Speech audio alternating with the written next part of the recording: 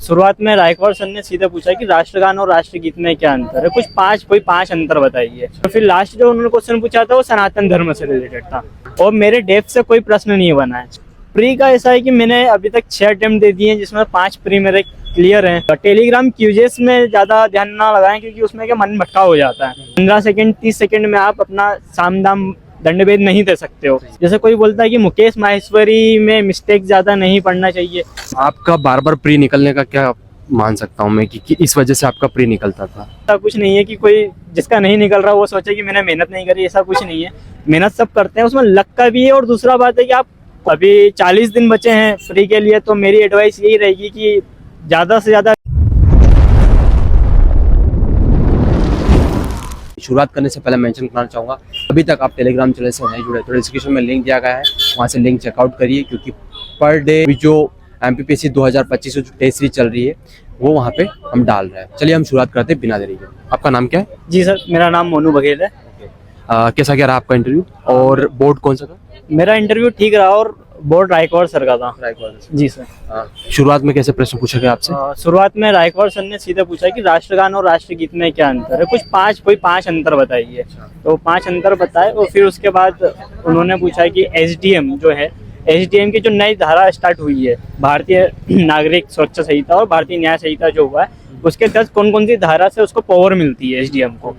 तो वो मुझसे नहीं बना था क्योंकि नई धारा अभी पढ़ी नहीं है। तो उन्होंने बोला कि चलो पुराने से बताया, तो पुराने का उसका मैंने बताया था कि इस धारा से उनको पावर मिलती है। बाकी नेक्स्ट मेंबर ने मुझसे पूछा था कि जो संविधान की प्रस्तावना है, तो संविधान की प्रस्तावना क्या है, उसमें मूलभूत सिद्धांत कौन कौन से हैं और मूलभूत सिद्धांत कौन कौन से। और दूसरी बात एक और चीज़ पूछी थी कि जो आरक्षण संबंधी है वो संविधान में शुरू से लागू था या उसको बाद में लागू किया गया। तो उसको बाद में लागू किया गया था। फिर उन्होंने पूछा कि बाद में लागू किया गया तो कौन से संविधान संशोधन से लागू किया। तो मैंने वो आर्टिकल्स भी बताया और संविधान संशोधन भी बताया कि इस संविधान संशोधन से उसको जोड़ा गया था।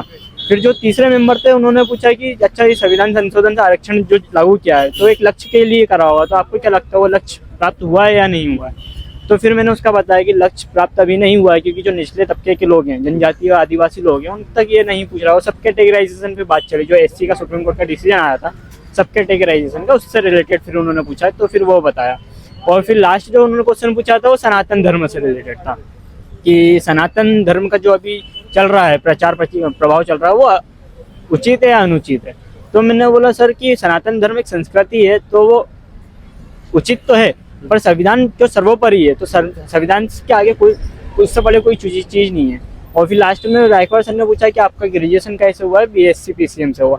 और जब शुरू में उन्होंने बस रोल नंबर पूछा था, डेट ऑफ बर्थ पूछी थी और कौन सा इंटरव्यू, जैसा मेरा ये दूसरा इंटरव्यू था तो उन्होंने पहले वाले इंटरव्यू में क्या रिजल्ट रहा था, तो बस यही पूछा था। दूसरा इंटरव्यू था ना ये? हाँ, मेरा पहले वाले की कंपेयर में ये ज़्यादा अच्छा रहा क्या? पहला वाला इंटरव्यू थोड़ा ज़्यादा अच्छा रहा था, ये थोड़ा एवरेज है क्योंकि ये मुझे लग रहा है कि इन्होंने सवाल कम पूछे हैं और मेरे डेप्थ से कोई प्रश्न नहीं बना है। जैसे कि मैं हिस्ट्री से PG किया हूँ और मेरा हिस्ट्री से नेट JRF क्वालिफाइड हूँ, तो उन्होंने हिस्ट्री से कोई सवाल नहीं करा है। मैं इंदौर से हूँ, इंदौर से कोई सवाल नहीं करा। मेरी हॉबी ट्रैकिंग और सुडोकू खेलना, उससे कोई उन्होंने सवाल नहीं किया है। मतलब सब डेप्थ से बाहर से सवाल किए। करंट से भी कोई सवाल नहीं किया, बस वो सनातन धर्म और आरक्षण संबंधी पूछा, इसके अलावा करंट से कोई सवाल नहीं पूछा। ऐसा कुछ लगा कि ये प्रश्न पूछा और बना नहीं आपसे? ऐसा कोई प्रश्न था नहीं, वो SDM वाला ही था कि SDM की कौन सी पावर दी जाती है नए जो लागू हैं नियम उसके तहत, वो बस उसके अलावा सारा बन गया था। कौन सा अटेम्प्ट आपका? ये मेरा 2022 वाला मेरा तीसरा अटेम्प्ट था। जी ठीक है। अभी प्री मतलब 16 फरवरी को प्री है, पोस्ट भी 158 है। क्या माइंडसेट है आपको तैयारी को लेकर? प्री का ऐसा है कि मैंने अभी तक 6 अटेम्प्ट दे दिए हैं जिसमें 5 प्री मेरे क्लियर हैं और ये मेरा 7वां अटेम्प्ट रहेगा, 7वां प्री रहेगा। तो जितना मैंने पीछे पढ़ रखा है, पहले पढ़ रखा है प्री के लिए, बस यही कि जो सिलेबस में देखा है उसको बेसिक से लेकर डीप तक पढ़ो। और कुछ चीज़ें ऐसी देखो, बहुत सारी यूनिट ऐसी होती हैं जो बहुत स्कोरिंग होती है एक्यूरेसी के साथ, उसका कॉस्ट बेनिफिट रेशो बहुत ज़्यादा हाई होता है। जैसे पॉलिटी को आप कम समय देके इतना अच्छा तैयार कर सकते हो कि उसमें 10 में 10 सवाल आपके सही जा सकते हैं। तो ऐसे आपको यूनिट आपको छांटना पड़ेगी अलग कि कौन कौन सी यूनिट है जिसमें आप पकड़ अच्छी जमा सकते हो और एक्यूरेसी आपकी 100% दे सकती है।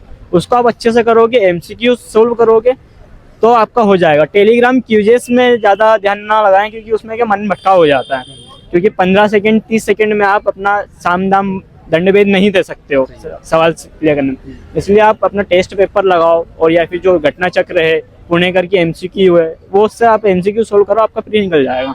सोर्सेज को लेकर क्या माइंडसेट है आपका? सोर्सेस कैसे क्या चूज करना चाहिए कि ये ठीक रहेगा, ये बेहतर है? सोर्सेस बिल्कुल मिनिमम रखना चाहिए। अब सोर्सेस सबके डिफरेंट हो सकते हैं। जैसे कोई बोलता है कि मुकेश माहेश्वरी में मिस्टेक ज़्यादा नहीं पढ़ना चाहिए।